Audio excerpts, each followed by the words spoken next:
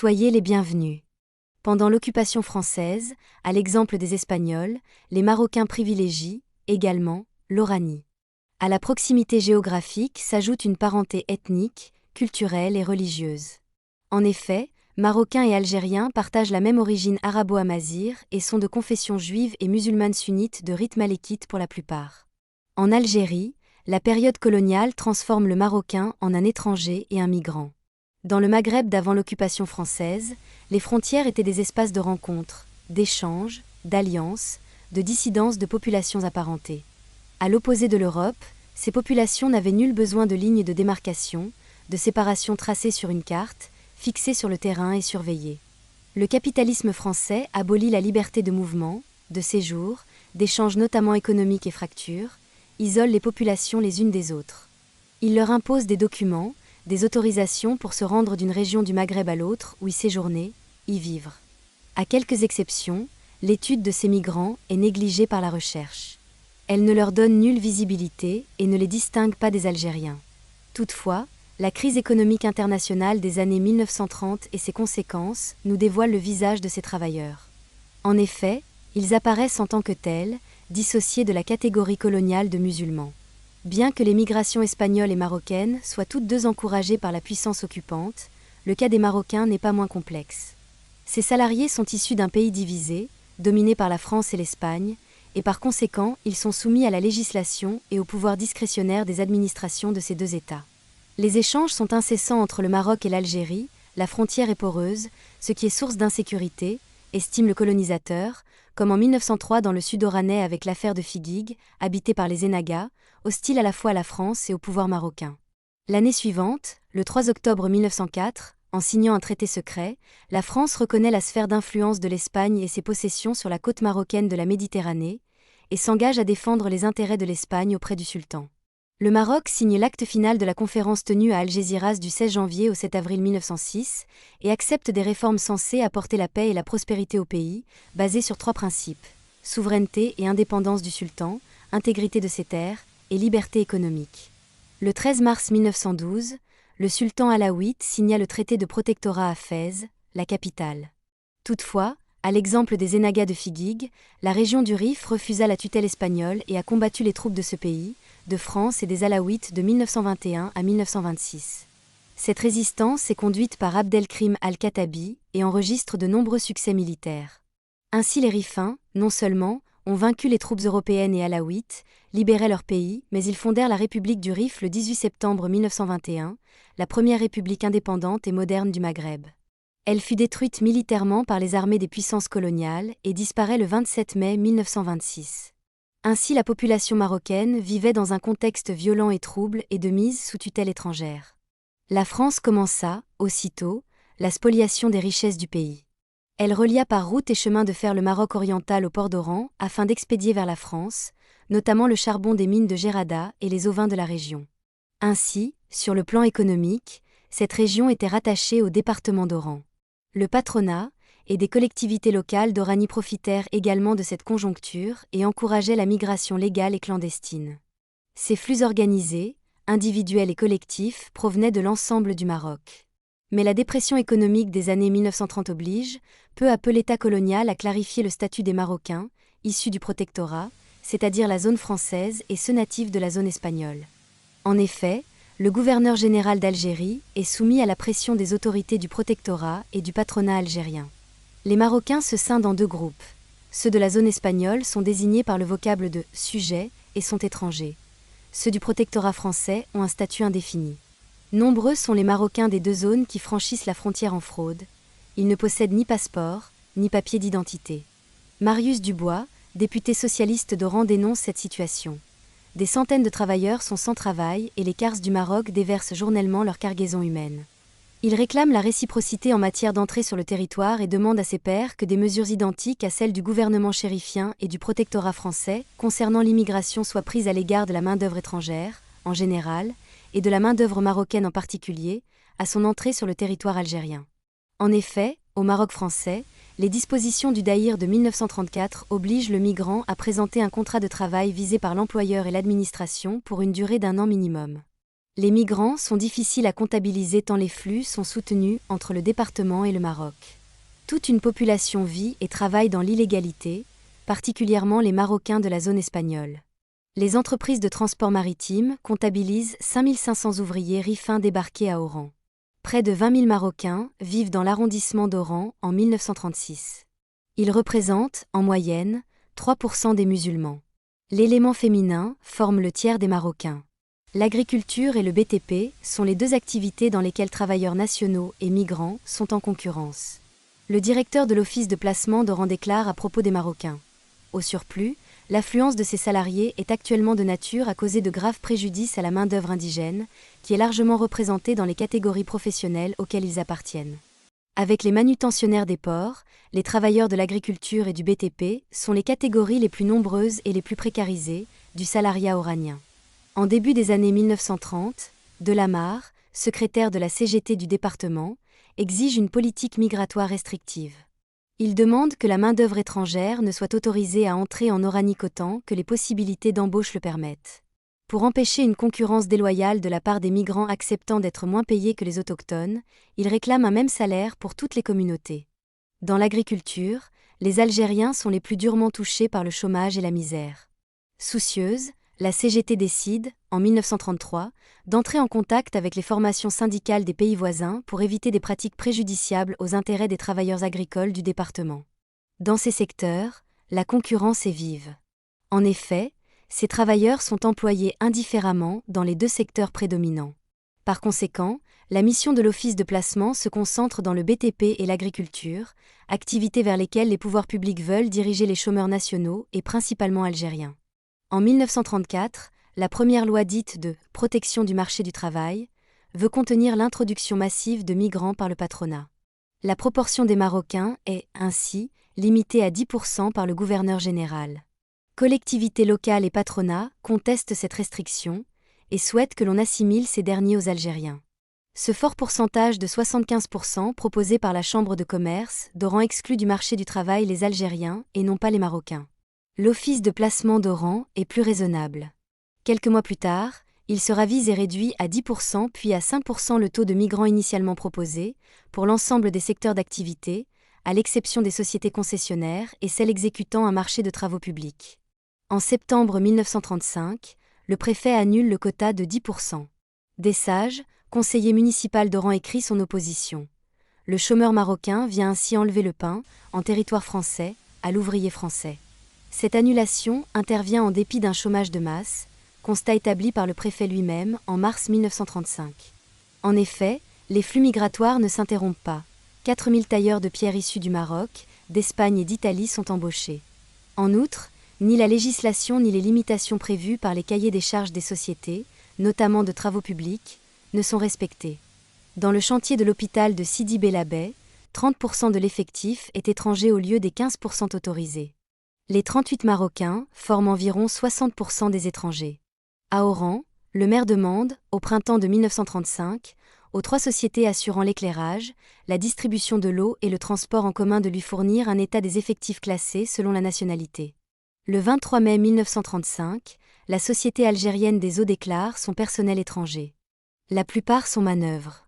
Le 4 juillet, la compagnie d'éclairage Le Bon, sur un personnel total de 550 salariés, emploie 84 étrangers, dont 42 Marocains. Les Algériens sont au nombre de 69 personnes et 432 Français. La Chambre de commerce de Mostaganem estime que l'on peut recruter aisément la main-d'œuvre nécessaire, sans qu'il soit nécessaire de recourir à la main-d'œuvre étrangère. À Oran, l'adjoint au maire partage ce sentiment. Il serait exagéré de prétendre que l'application de cette réglementation doit supprimer le chômage. Mais il n'est pas douteux qu'elle sera un palliatif à la situation actuelle, ne serait-ce qu'en modérant un mouvement d'immigration menaçant. En mars 1935, dans une lettre ouverte, Marius Dubois écrit au ministre de l'Intérieur Régnier en visite en Algérie. Il écrit « Contraint, le paysan algérien a dû vendre à vil prix pour faire face à ses créances et il est parti ensuite à la ville augmenter le nombre des chômeurs. » Au terme du recensement des ouvriers étrangers, les licenciements dans les entreprises concessionnaires débutent en hiver 1935 à 1936. Les autres sociétés privées, excepté l'agriculture, sont contraintes de congédier leur personnel au printemps de 1937. Ainsi l'exemple de cette entreprise de battage, située dans la ville de Sig, qui déclare indispensables ces 2 ouvriers originaires du Maroc espagnol. Au cours du premier trimestre de 1936, le quota d'étrangers dans les entreprises est réduit à 10%. Partout, les chômeurs montrent leur mécontentement. En février 1936, dans une pétition, des chômeurs déplorent le nombre excessif d'étrangers dans les chantiers de travaux publics de Aïn Témouchan. Le nombre d'étrangers, un Espagnol ainsi que 7 Marocains sujets ibériques sur un total de 121 salariés, est de 6,6%. Employés depuis longtemps par l'administration, ils sont qualifiés et indispensables, déclare le subdivisionnaire de la ville. Il écrit « Tous ces ouvriers sont spécialisés dans les travaux de route où il faut de longues années pour former un bon ouvrier. » En juin 1937, le gouverneur tranche et fixe la proportion des manœuvres marocains à 25%. Quant aux autres étrangers, la loi établit leur proportion à 20% du personnel. L'État, également, congédie l'essentiel de ses salariés. En septembre 1937, une partie de la direction de l'Office de placement souhaite l'augmentation, réclamée par les entrepreneurs, des contingents de migrants, tandis qu'une autre s'insurge contre le boycott de ces services par les employeurs, déplore leurs pratiques et déclare « L'instabilité de la main-d'œuvre indigène est un argument présenté par des patrons qui désirent embaucher des étrangers à des salaires dérisoires. » Dans les mines et la manutention, la plupart des étrangers sont marocains. La SFIO accuse les colons, en 1937, de procurer aux saisonniers de faux documents valables uniquement durant les phases d'activité. Elle leur reproche de maintenir et d'organiser systématiquement le chômage en n'employant que des Marocains ou des étrangers pour les périodes de travail, vendanges, taille, moisson. Le service agricole du département demeure soucieux, il écrit « Évitons donc de provoquer des mécontentements au sein de nos populations ouvrières, si l'on veut que la paix règne sur nos chantiers. » En effet, la colère grandit. Dans la région de Mostaganem, en avril 1937, 15 Marocains sont blessés. Dans une ferme située près d'Oran, une vingtaine d'autres sont attaqués. Les carrières oranaises à Aïn el-Turk, dans la corniche ouest oranaise, emploient toujours en été 1937 une majorité de Marocains. En août, cette société licencie 6 Algériens adhérents à la CGT. L'entreprise est cependant contrainte de les reprendre et de licencier des Marocains. Pour le directeur, cette mesure signifie déficit et fermeture à court terme.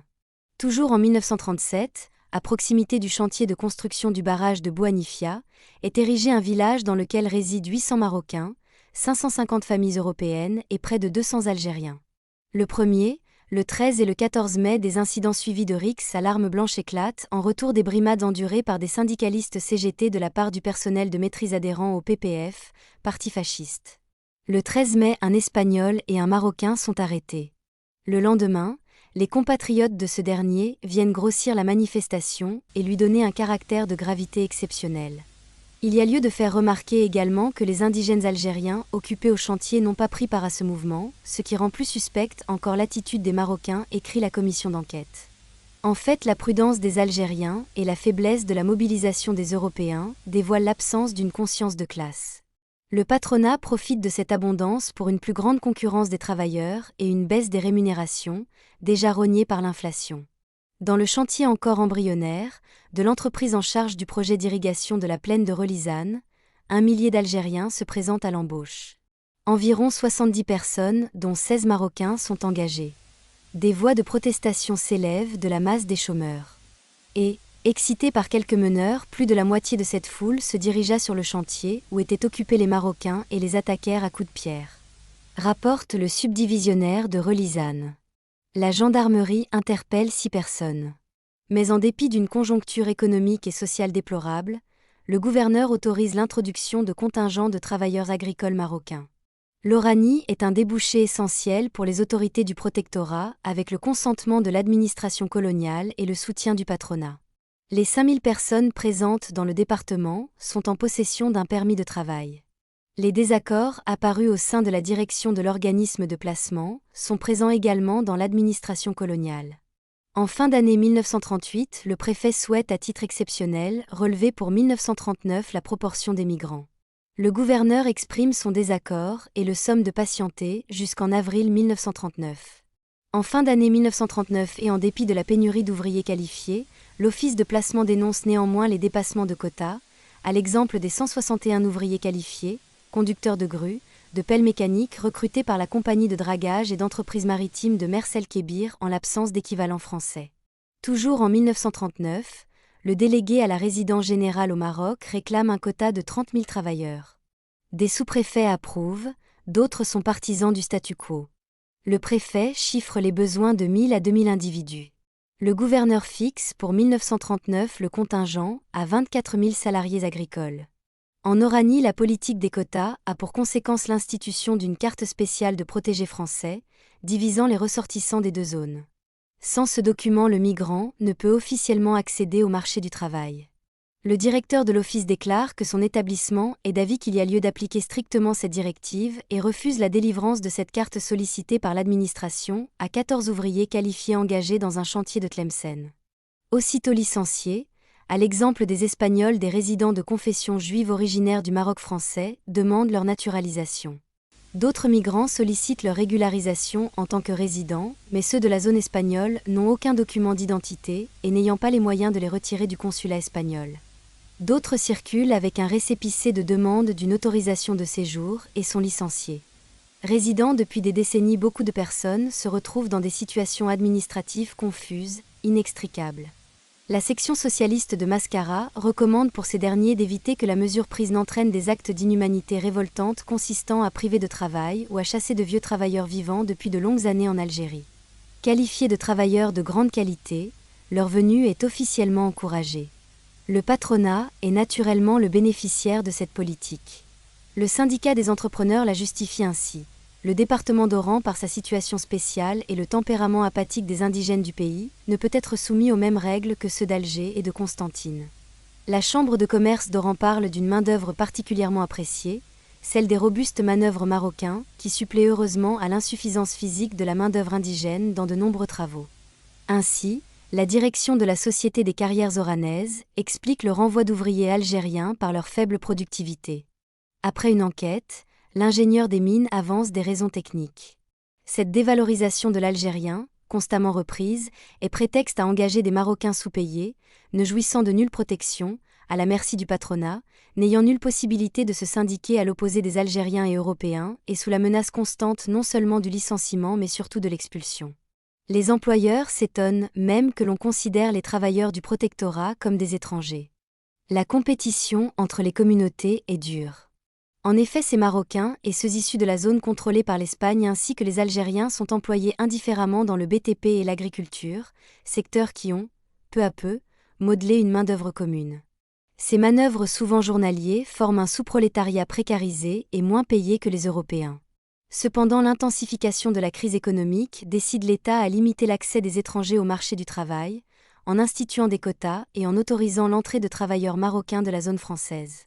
Le patronat, quant à lui, introduit toujours des migrants des deux Marocs, en toute illégalité et impunité.